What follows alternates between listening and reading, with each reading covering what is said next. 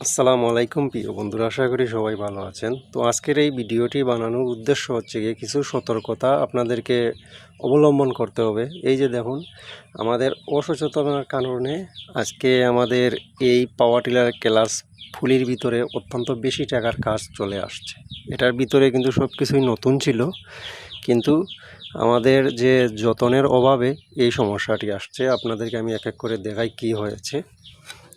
তো এই যে দেখুন এখানের অবস্থা, তো এটা এখানে তার। এই যে দেখুন এখানে আমাদের প্রেশার প্লেট আর এই দুটি হচ্ছে আমাদের ক্লাস প্লেট। এই যে কি অবস্থা হয়েছে, এগুলা মানে একদমই মনে হচ্ছে যেন জ্বালাই হয়ে গেছে, এইরকম অবস্থা। এই যে আমাদের স্প্রিংগুলা দেখুন কি অবস্থা স্প্রিংয়ের। এটা হচ্ছে আমাদের বিয়ারিং, এগুলো আমি আগেই ওপেন করেছিলাম, তো এই অবস্থায় চলতেছে। এখানে ছিদ্র হয়ে গেছে মনে হচ্ছে। এই যে এখানের অবস্থাও খারাপ, এই যে এখানে ফেটে গেছে।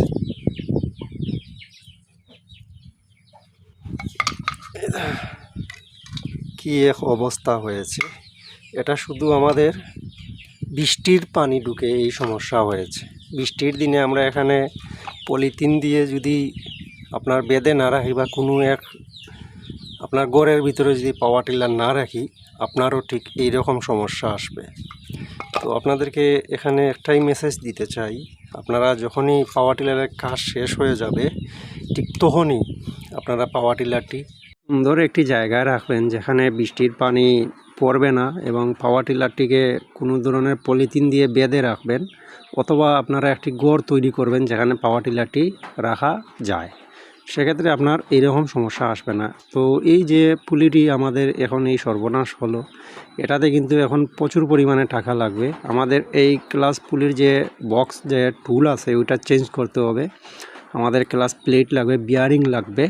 তো এগুলাতে প্রায় অনেক টাকার প্রয়োজন আছে, প্রায় 2 থেকে 3 হাজার টাকার মতো খরচ হয়ে যাবে। এখানে একদম রিলিজ বিয়ারিং সহ চেঞ্জ করতে হবে।